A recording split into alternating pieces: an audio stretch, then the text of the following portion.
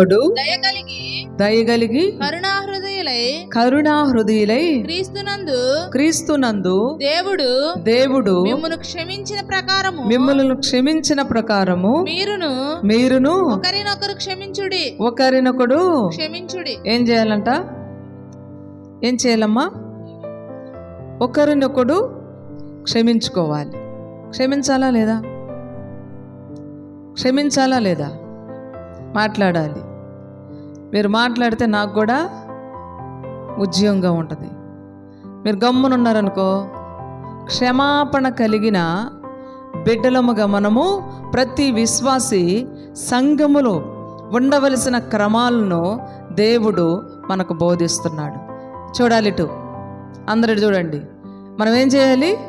క్షమించే వారంగా ఉండాలి. ఏం చేయాలంట? క్షమాపణ చాలా నీకు ప్రయోజనము. క్షమించుట. ఒకవేళ నీతో ఎవరైనా నిన్ను గూర్చి ఎవరైనా ఏదైనా మాట్లాడుతున్నప్పుడు నీవు వెంటనే ఏం చేయాలి? వాళ్ళని క్షమించాలి. నేను దూషించిన, తిట్టినా, కొట్టినా ఏం చేయాలి?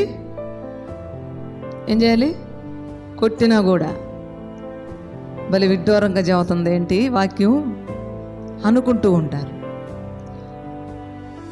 ఆఫ్రికా దేశంలో నిజంగా జరిగిన సంఘటన, భయంకరమైన యుద్ధాలు జరుగుతున్న సమయంలో ఆ ఆఫ్రికా దేశంలో అందరినీ చంపుకుంటూ వస్తున్నారు.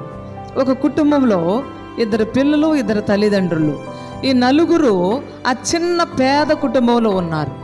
వాళ్ళను కూడా తల్లిదండ్రులిద్దరిని ఏం చేశారు? చంపేశారు. మరి అక్క తమ్ముడు ఏం చేశారంటే తప్పించుకొని పారిపోయి వాళ్ళు పరిగెత్తుతున్నారంట.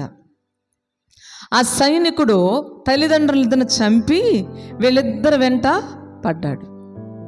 వీళ్ళిద్దరు వెంట పడినప్పుడు పరిగెత్తుకుంటూ వెళ్తున్నారు. ఎంతవరకైనా వాళ్ళు పరిగెత్తుతారు? అవునా కాదా? ఎంతవరకైనా వాళ్ళు పరిగెత్తుతారు. అయితే పరిగెత్తి పిల్లవాడు ఏదో తగిలి ఆ భయంకరమైన అడవులలో పడిపోయాడు. పడిపోయిన వెంటనే ఆ సైనికుడు దగ్గరగా 6 అడుగుల పైనే ఉంటాడు. అయితే ఆ సైనికుడు ఏం చేశాడనంటే, ప్రియమైన దేవుని బిడలారా, ఆ పిల్లవాడిని తన బూట్ కాల్తో నలిపి చంపేశాడు. ఏం చేశాడంట? నలిపాడు.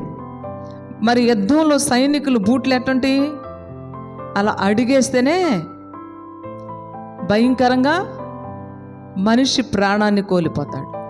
అటువంటి భయంకరమైన ఆ పిల్లవాడిని చంపటం వాళ్ళ అక్క చూస్తుంది. ఏం చేస్తుంది? చూస్తూ ఉంది. అయ్యో నా తమ్ముడు చనిపోయాడే అని అతన్ని ఎలాగైనా నేను తప్పించుకొని అతన్ని నేను చంపాలి అనే మనస్సు పెట్టుకొని ఆ అమ్మాయి పరిగెత్తుకుంటూ వెళుతుంది. పరిగెత్తుకొని వెళ్ళి ఆమె ఏం చేసిందనంటే, ఆ యవనస్తురాలు పాడుపడిపోయిన అడవిలో ఒక బంగ్లా ఉందంట. అందులో వెళ్ళి అలా కొట్టినప్పుడు అది ఒక అనాథాశ్రయం. ఆ ఆశ్రయంలో ఆమె ప్రవేశించింది. అలాగ తలుపులు వేశారు. చుట్టూ తిరిగాడు, చుట్టూ చూశాడు. ఎక్కడ కూడా ఆ పిల్ల కనబడలేదు. ఆ అమ్మాయి అక్కడ కనబడలేదు. లోపట దాక్కుంది. అనాథ పిల్లలతో పాటు ఈమె కలిసిపోయింది. ఆ అమ్మాయి చూడండి ప్రియమైన దేవుని బిడలారా, ఈ సైనికుడు చూసి వెళ్ళిపోయాడు. వెళ్ళిపోయిన తర్వాత ఈ అమ్మాయి బాగా చదువుకొని నర్సుగా ఆ అమ్మాయి చదివి హాస్పిటల్లో ఒక పెద్ద నర్సుగా దేవుడు అమ్మాయిని హెచ్చించాడు. అయితే హాస్పిటల్లో ఆ అమ్మాయి నర్సుగా చేస్తుందంట. చేస్తూ ఉన్న సమయంలో ఈ సైనికుడు ఎట్లో యుద్ధంలో భయంకరంగా ఆ యుద్ధంలో అతనికి దెబ్బలు తగిలి గాయాలయ్యి ఇక ప్రాణం కోల్పోయే పరిస్థితుల్లో ఈ అమ్మాయి ఉన్న హాస్పిటల్కి కొద్ది కాలం తర్వాత ఆ అమ్మాయి ఉన్న హాస్పిటల్కి వెళ్ళాడంట. ఇప్పుడు ఒకరినొకరిని మనం ఏం చేయాలి? క్షమించాలి. అనే సబ్జెక్ట్ మీద మనం మాట్లాడుకుంటున్నాం. అయితే ఆ అమ్మాయి వాళ్ళ తమ్ముడిని చంపేశాడు, వాళ్ళ నాన్ని అమ్మను చంపేశాడు.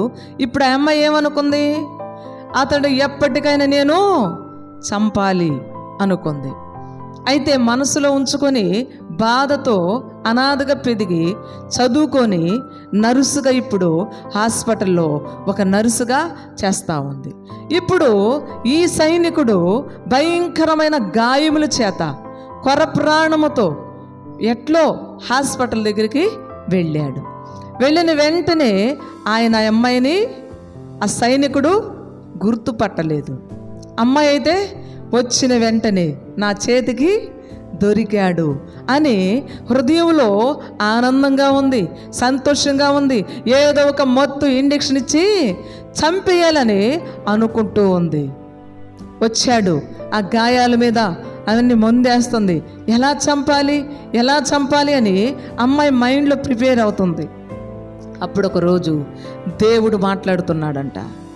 దేవుడు ఏమని మాట్లాడుతున్నా తెలుసా? నేను నిన్ను ఈ లోక పాపములతో శాపములతో కట్టబడుతున్న నిన్ను ప్రేమించి నిన్ను రక్షించింది అతన్ని చంపడానక, నిన్ను కల్వరి సిలువలో నీ కొరకు ప్రాణం పెట్టి నీ పాపాలన్నీ క్షమించిన నన్ను జ్ఞాపకము చేసుకొని నాలో ఉన్న ప్రేమను ఆ వ్యక్తికి వ్యక్తపరచు అన్నాడు. నా వల్ల కాదు ప్రభా, నన్ను శోధించొద్దు, నన్ను బతిమాలొద్దు. దేవుణ్ణి అడుగుతుందంట. మా నాన్నని, మా అమ్మని, మా తమ్ముడిని చంపిన వీడిని నేను ఉంచను అంటుందంట. నువ్వు ఉంచకపోతే, అతన్ని బ్రతికించకపోతే నా రాజ్యం నీకు లేదు అన్నాడంట. ఇప్పుడు ఆమె అతనికి ట్రీట్మెంట్ ఇచ్చి చక్కగా గాయాలు కట్టి బాగా స్వస్థత వచ్చేంత వరకు హాస్పిటల్లోనే ఉంచి ఆయనకు భోజనం పెట్టి కలిపి అన్నము నోట్లో పెడుతున్నట్టు. ఎవరికి? శత్రువుకి. ఎవరైనా తల్లిని తండ్రిని చంపినా శత్రువు, సొంత తమ్ముడిని బూట్కాలతో చంపినా శత్రువు. ఆ శత్రువుకి ఎవరైనా అన్నం పెడతారా? ఎవరైనా ఆ దూదితో క్లీన్ చేస్తారా? సాధ్యమంటావా? సాధ్యము కాదు. కానీ ఆ అమ్మాయి దేవుని ప్రేమను ధరించుకుంది గనుక ఆ ప్రేమను అతనికి పంచి పెడుతుంది. ఎందుకో తెలుసా? దేవునికి వారసురాలు కావాలని. మనందరికీ కోపం ఉంటుంది, మనందరికీ ద్వేషం ఉంటుంది, మనందరికీ పగ ఉంటుంది, మనందరికీ అసూయ ఉంటుంది. ఉండదంటావా? మంచి ఉంటుంది, చెడు ఉంటుంది. ప్రతి మనిషిలో మంచి చెడు లేదన్నవాడి భూమి మీద ఎవడు లేరు, అందరికీ ఉంటాయి. కానీ క్రీస్తును కలిగిన నీవు, క్రీస్తును అంగీకరించిన నీలో వీటన్నిటిని ఏం చేయాలి? విడిచిపెట్టుకోవాలి. క్షమించే మనసు మనము కలిగి ముందుకు సాగాలి. హల్లెలూయా, హల్లెలూయా. ఇప్పుడు ఆ అమ్మాయి జ్ఞాపకము చేస్తుంది. ఏం చేస్తుంది? ఆ సైనికుడితో మాట్లాడుతుంది. ఆయన అడుగుతున్నాడు, ఎవరమ్మా నన్ను ఎంతగా ప్రేమిస్తున్నావో అని అడిగాడు. అప్పుడు సైనికుడితో ఏమందో తెలుసా? అంకుల్, ఒకరోజు భయంకరమైన యుద్ధం జరుగుతున్నప్పుడు మా ఇంటి దగ్గరికి అన్ని ఇళ్ళల్లో ఉన్న వారందరిని చంపేసి కడసారిగా మా ఇంటికి వచ్చి నా తల్లిని చంపొద్దు, నా తండ్రిని చంపొద్దు, నా తమ్ముడిని చంపొద్దని నీ కాళ్ళు పట్టుకున్నా కూడా బూట్కాలతో తన్ని నా తల్లిని తండ్రిని చంపేసావు. నా తమ్ముని కూడా బూట్కాలతో పురుగున నలిపినట్టుగా నలిపేశావు. నేను మిగిలిపోయి పారిపోయి వచ్చానే ఆ అమ్మాయినే నేను అన్నాడంట. గట్టిగా ఆ మంచం మీద నుండి, పరుపు మీద నుండి దిగి అమ్మాయి కాళ్ళు పుట్టుకొని ఏడవటం ప్రారంభించాడంట. కొట్టండి చప్పట్లు, దేవుని స్తుతిద్దాం. హల్లెలూయా, హల్లెలూయా. తండ్రి వీరేం చేస్తున్నారు వీరికి తెలియదు. యేసు ప్రభు కల్వరి సిలువలో మాట్లాడుతున్న చూపిన ప్రేమ, ఆ ప్రేమ నీవు కలిగి ఉంటే నీవు ఎంతటి శత్రువునైనా ఏం చేయగలవు? ప్రేమించగలవు, క్షమించగలవు. ఒకరినొకడు ఏం చేయాలంట? క్షమించుకోవాలి. ఇప్పుడు అయ్యగారు చెప్పాడు, యాకోబు తన 130 సంవత్సరాలు యాత్ర చేశాడు. అక్కడికి తిరిగి దేవునితో సంపూర్తిగా ఉండలేక నా సమయం అంతా కూడా దుఃఖ సహితంగానే నేను గడిపాను అంటాడు.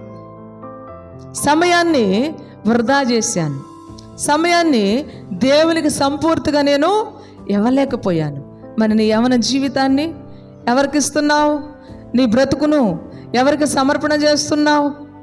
సినిమా పాటలకా, సినిమాలు చూడడానికా, ఈ లోక ఆడంబరాలకా, ఈ లోకంలో ఉన్న ఆచారాలకా ఆలోచన చెయ్యి. దేవుని బిడలారా, మనకిచ్చిన ఈ జీవితాన్ని దేవుని యొక్క ప్రేమతో మనం ఏం చేయాలి? ప్రేమ అన్నిటిలో శ్రేష్టమైనది. కొరింథీ పత్రిక 13వ అధ్యాయము 2వ కొరింథీ 13:13 చదువుకుంటే అక్కడ దేవుడు మనతో ఒక వాక్యం మాట్లాడుతున్నాడు.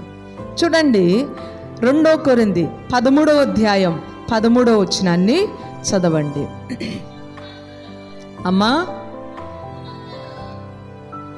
1వ కొరింథీ చూడు. కొరింథీ 13:13 విశ్వాస 1వ కొరింథీ 13వ అధ్యాయము 13వ వచనం. సారీ, ఇందాక రాంగ్గా చెప్పాను. చదవమ్మా. కాగా విశ్వాసము, నిరీక్షణ, ప్రేమ, ఈ మూడును నిలుచును. వీటిలో శ్రేష్టమైనది ఏందంట? ప్రేమ. మనకేముండాలి? ఏముండాలమ్మా? క్షమించగలిగిన ప్రేమ, క్షమాబుద్ధి ఉండాలి. మనలో ఏముండాలి? క్షమించే మనస్సు ఉండాలి, క్షమించే ప్రేమ కలిగి ఉండాలి. అలాంటి ప్రేమ నీలో లేకపోతే, క్షమించే మనస్సు నీలో లేకపోతే తండ్రి ప్రేమ నీలో లేదని అర్థమవుతుంది. క్షమించే వారముగా ఉండాలి. మనము క్షమించే మనసును కలిగి ముందుకు సాగిపోవాలి. రెండోది చూద్దాం. కొలసీ పత్రిక 3వ అధ్యాయము 13వ వచనాన్ని చదువుకుందాము. కొలసీ పత్రిక 3వ అధ్యాయము 13వ వచనాన్ని. ఎవడైనను తనకు హాని చేసినని ఒకడు అనుకునిన ఎడల ఒకడినొకడు ఏం చేయాలంట? సహించుకోవాలి. నేనెందుకు సహిస్తాను? నా వల్ల కాదు, నాకు హాని చేశారు, దెబ్బకు దెబ్బ, వాళ్ళని తిట్టేంత వరకు, ఎదురు తిరిగి కొట్టేంత వరకు వీళ్ళకేమైంది?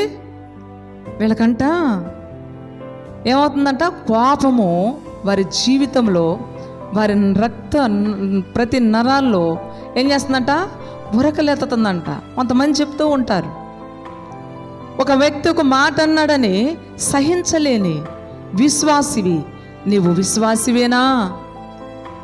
దేవుణ్ణి నిన్నెవరు కొట్టారో చెప్పు, నీ చెంపలు మీద ఎవరు నిన్ను గుద్దారో చెప్పు అంటున్నారు. ప్రభువు మౌనంగా ఉన్నాడు. ఎవరి కోసమో తెలుసా? నీ కోసమే. ఎవరి కోసమో తెలుసా? నా జీవితాలను మరి సహించగలిగిన ఒక చక్కటి అనుభవంలోనికి నడిపించడానికి ఆయన కల్వరి శిలువలో సహనాన్ని ఏం చేశాడు? సల్పాడు. అక్కడ మౌనంగా ఉన్నాడు. ఏం చేయాలంట? ఒకరినొకరు సహించుకోవాలి. ఒకవేళ నీ సహోదరులు ఏమైనా అన్నారనుకో, నువ్వేం చేయకూడదు? కత్తి తీసుకొని, కర్ర తీసుకొని, ఇంకా కత్తి పట్టుకోనక్కర్లా, నీ నోరే కత్తి లాంటిది. కత్తిపోటు మాటల్లాగా నువ్వేం చేస్తావు? వాడిగల ఖడ్గమలాగా నీ నాలుకను ఏం చేస్తావు? బయలు వెళ్ళినట్లుగా చేస్తావు. నువ్వు సహించుకోవాలి. నీ తోటి వారు ఎవరైనా నిన్నేమైనా అంటే నువ్వేం చేయాలమ్మా? సహించాలి. పీలూరు భాస్కర్ రావు అనే పాస్టర్ గారు ఉన్నాడు. ఆ దైవజనుడు వాక్యం చెబుతూ ఉంటే ఒక త్రాగుబోతు ఏం చేశాడో తెలుసా? మా జాగ్రత్తగా వినండి.